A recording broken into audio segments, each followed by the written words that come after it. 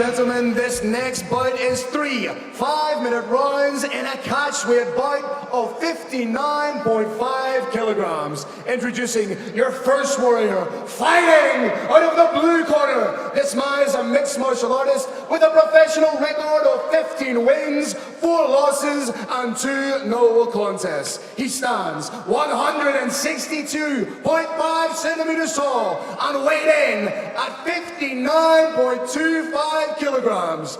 Fighting out of Russia, presenting Oleg Lichkovakha!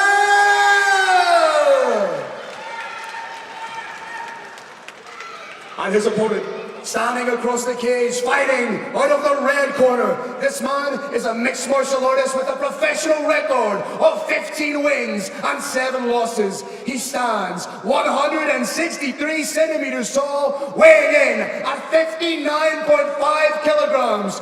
Fighting out of Russia, presenting Ali Puncher King Bagautinov!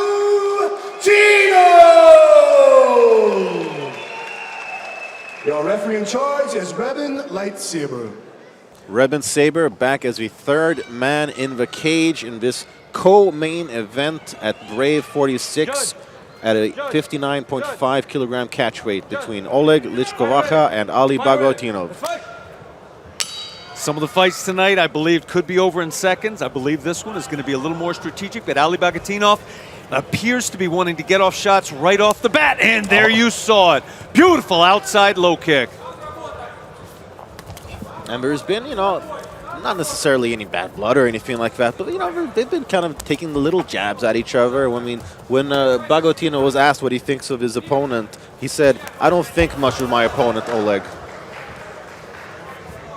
Took him down. Now, here's one of the huge questions in mixed martial arts. When you take a fighter down, do you want to put him up against the fence when he can use the fence to wall walk, or do you want to keep it in the center? Ali Bagautinov clearly believes that he's better off jamming his opponent up against the fence, because when you do that, the guard is no longer effective. The guard's no longer good when you can't swivel your hips. That's the approach he's taking, as opposed to leaving it on the outside. But it does mean his opponent can rise up a little bit easier. Looks like we got the beginnings of a knee bar attempt.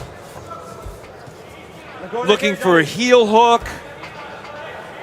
The elbow's not, the placement is not quite right yet for that heel hook to be effective. That's what I was thinking, didn't quite look on point. And these are some heavy shots here from top position from Ali Bagautinov.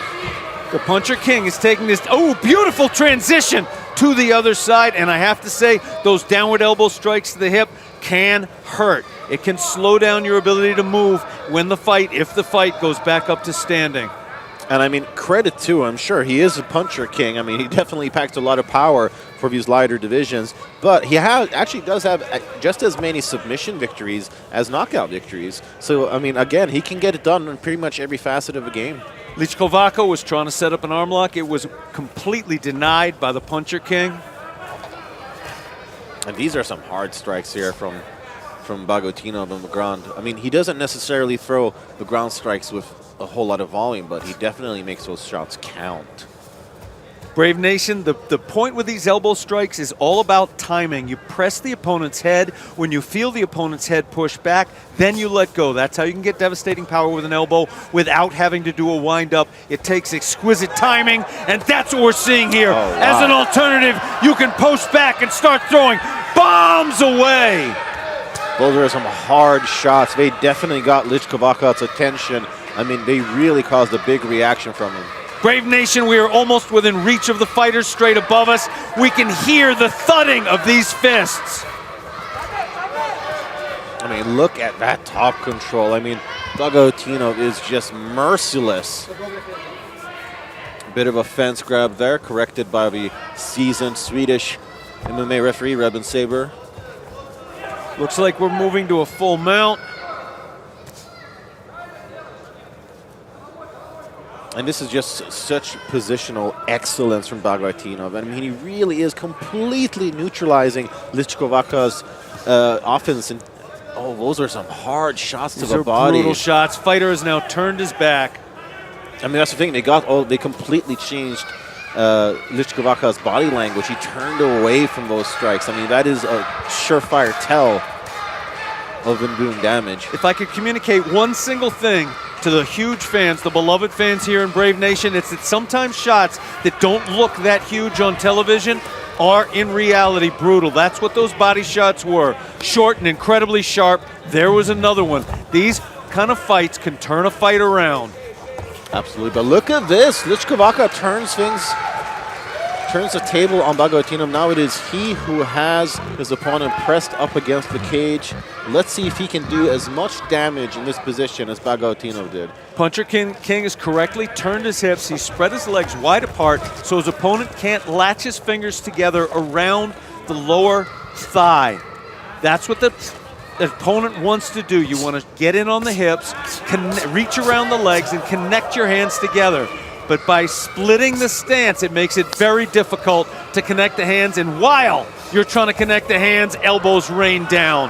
Nicely done there from Bagautinov. Bagautinov is turning it up. Oh, he's cranking it up now. You can hear the ferocity of these shots.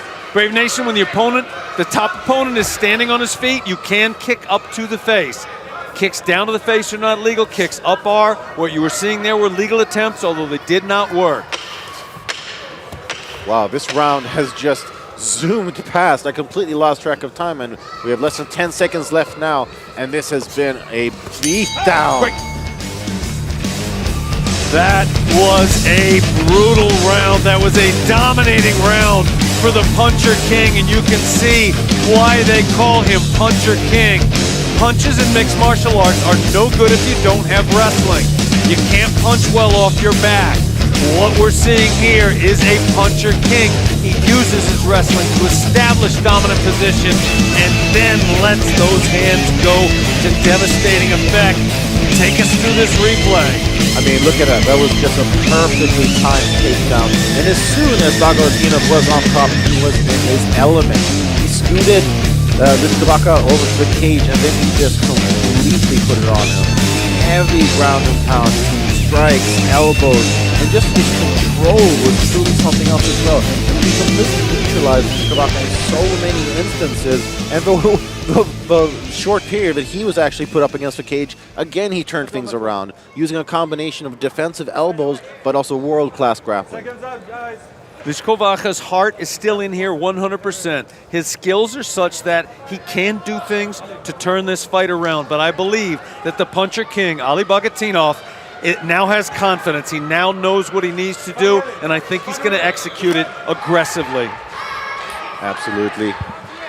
I mean, Lichkovakha has got to do something to get Bagautinov respect. I mean, the first round, it was all Puncher King. So, I mean, he's got to make his way back into the fight if he's going to have any chance. But look at that right away. Bagautinov once again secures top position, and he looks to be going for a rear naked choke now. He has both hooks in. From here, I am not seeing a fight that's going to last this round. Not at this pace, for sure. Excellent defense from Lichkovakha. But Puncher King, despite that nickname, his grappling attack is inexorable. If you block him in one place, he's going to run it to another. Attempted wall walk now from Oleg Lichkovakha. Was successful with it, but unsuccessful.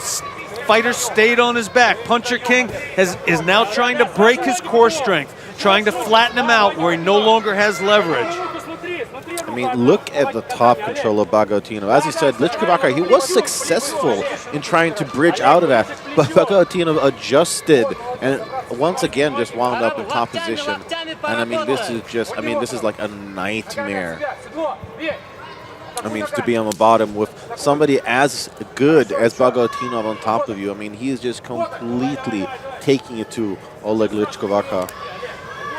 With Lichkovakha in this position, it's very hard for him to stand because he cannot stand and make distance. If he could, if he was out in center cage, he could stand and make enough distance to circle out. But when you stand against the cage, you're going to get punched in the face, and nobody wants to get punched in the face by Puncher King.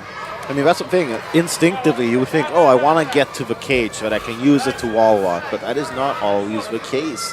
And Bagautinov is not the only fighter to do that. You do see several fighters, especially when using the Dagestani style of wrestling, who want to use the cage to their advantage. They want to press their opponent up against them, limit their mobility, and then once they're hooking the legs, just unload with strikes. Exactly. Their smothering power is such that where if the fighter on bottom was fighting any other caliber of fighter, they could use that wall to get back up to standing.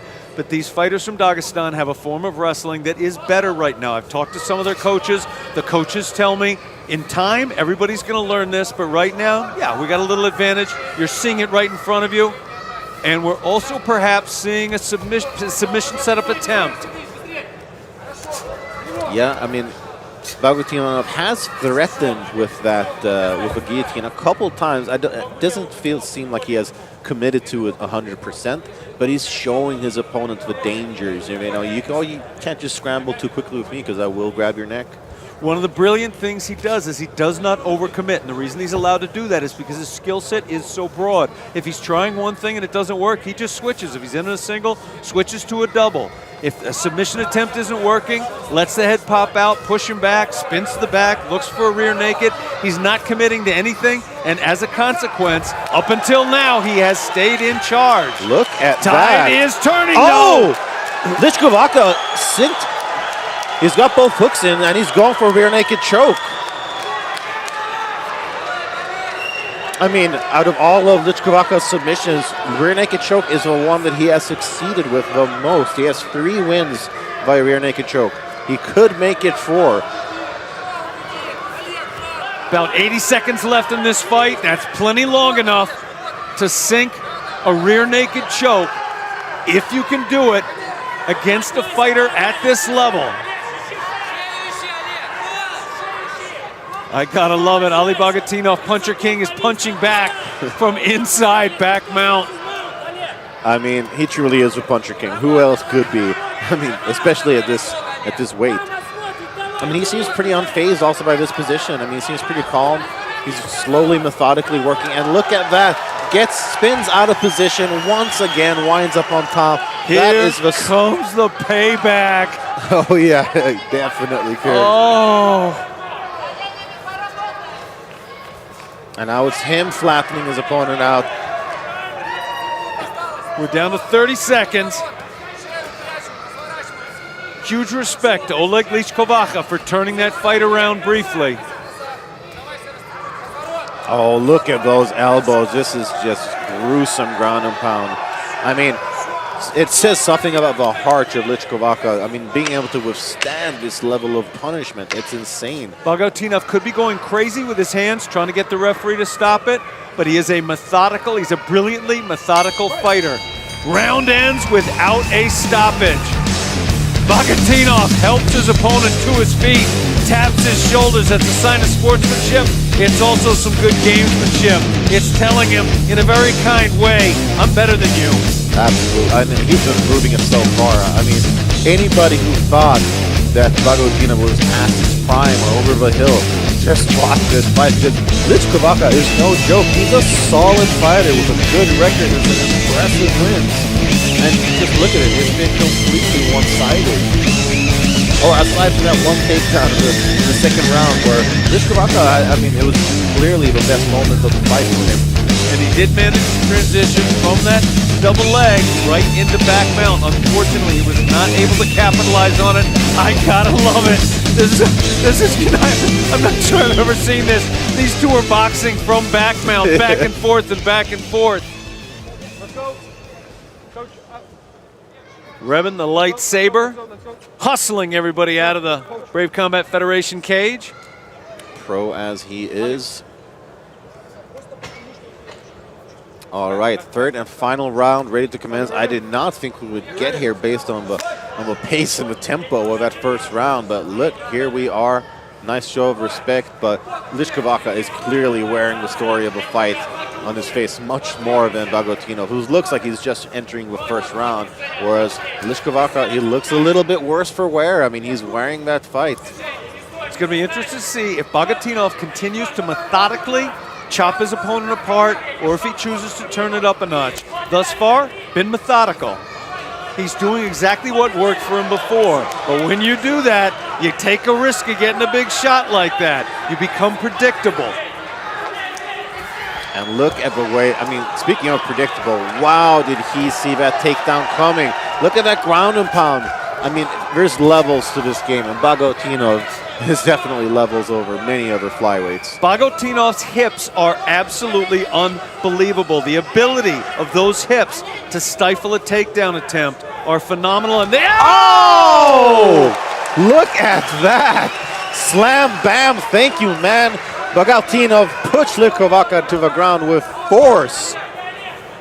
Those hips can stop a takedown, and if you sink underneath your opponent's center of gravity, those hips can effect a takedown. That was absolutely the takedown of the night. Fantastic suplex. Yeah, just great technique. I mean, really everything that Bagautinov has been throwing to, or has been showing us tonight has been just such high level, both striking and grappling. But I mean, he really is shining with his grappling here. I mean, the suplex is one thing, but just his overall control. I mean, it's not necessarily one standout moment or transition or submission attempt. It's just his overall control. He is just not giving Lichkovakha any room to work or just even try to turn things around. I mean, he's just been so dominant from his top position. We are literally seeing Ali Puncher King, Bagautinov, having a day at the office. This is his day at the office. He is an incredible fighter. He has never panicked. He stayed calm. To look at his face, I think he's having a pretty good time. Absolutely. I mean, he seems as calm as, you know, anybody signing checks at the office. Like you said, it's just... Guillotine attempt. Oh. Let's see. Bit hard to see from here. Hands are not together. It was denied. Again, huge respect to Oleg Lichkovakha. He is hanging tough here, and he shows he can turn things around if he gets the opportunity. But is he going to get the opportunity to get off his feet in the next 2 minutes and 22 seconds? I mean, if previous 2 rounds have been any indication, chances are not really. I think this might very well be how the fight ends, with Bagautinov on top, just unloading against a very game but outmatched Lichkovakha. You rarely see a fighter this comfortable. Not trying to hurry a submission, not trying to make sure his position is perfect, not trying to bring it up to standing so he can knock him out. He's just grinding his opponent down flat. As I said, this is my favorite style of mixed martial arts. It leaves no question as to who is the better man tonight. Oh, definitely. And with just over a minute and a half to go, I mean, it's been the, the Puncher King Express so far. There we're seeing that grinding top pressure, stuffing your opponent's head down towards the knees where the breathing becomes compromised. And the thing is, Bagautinov, he's constantly working. I mean, he's throwing some kind of strike or knee or something like that, just very, very regularly in these grappling exchanges. I mean, he's always giving his opponent something to think about. We sometimes see wrestlers that prefer to wrestle and they throw just enough shots from on top in order to stay there. That's not what we're seeing here. These shots hurt. You're seeing a fighter slowly being beaten up by a better fighter. Definitely. But once again, credit to Lichkovakha, because lesser fighters would not have made it this far. Absolutely. It takes a huge man to be able to endure this, and as he has tried to a couple of times, to put him in position to potentially turn it around. Yeah, absolutely. And look at choke this. Attempt is in. It's a little bit of a bulldog choke. Yeah. Did not work. Those rarely do. Kind of cool to see one, though. Yeah, it's been a while since I've seen one. We're getting a little bit of a exotic tour, a little safari through some exotic submissions tonight. I mean, flyweights beware. After seeing this performance, I mean, just wow. Okay, that was a bit of a strange round ended. But yeah, it is over. It did actually go the distance despite what both of us thought. And look at this fantastic display of sportsmanship here between these two fighters. What you're seeing right now is what Brave Combat Federation is all about. The winning fighter raising the losing fighter's hands, the crowd cheering wildly for both fighters, and the fact that this is happening with a live audience during a pandemic is a sign of all the hard work that Brave Combat Federation has put in, as well as that of our beloved partners, Craypost Selection. Definitely. It's taken a lot of things, a lot of components coming together in the right way for us all to be here tonight. And to be here with a crowd. I mean, the fights have been so great that I had at times sort of forgotten about it. But it has been fantastic to bring MMA to the masses once again.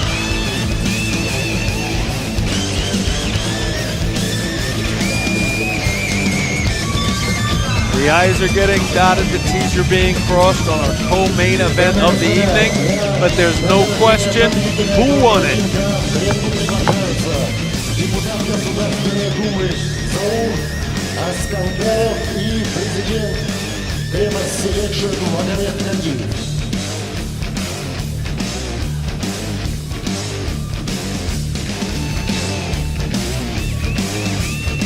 Brave Nation, keep your eyes posted for the Irish Thunder, Phil Campbell. As soon as he appears on screen,